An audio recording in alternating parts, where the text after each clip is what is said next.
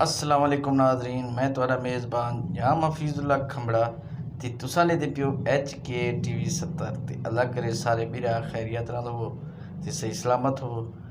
ते अज मेरे छोटे भीरा जाम आसिफ साहब ते जाम असद साहब ने जोगी तू नांग पकड़वाए ते नांग पकड़ते वालों ने वीडियो बनाई है। बहु वड्डा नांग हा, जोगियों को पकड़ी वदा ते सारी वीडियो बनी है। तो असा के क्यों ना कि असा नाजरीन को भी दिखाऊँ तो दोस्तों को अपने HK TV 70 के जितने भी भीरा हैं सारे को वो वीडियो दिखाई बजे। तो तुसा भीरा यार एक मेहरबानी किया करो, जो नवे HK TV 70 ते आने वाले हो उनको सब्सक्राइब किया करो, घंटी का बटन दबाया करो क्योंकि ये तो अपना चैनल है। शुक्रिया तो मेहरबानी। और हुंडे दे से वीडियो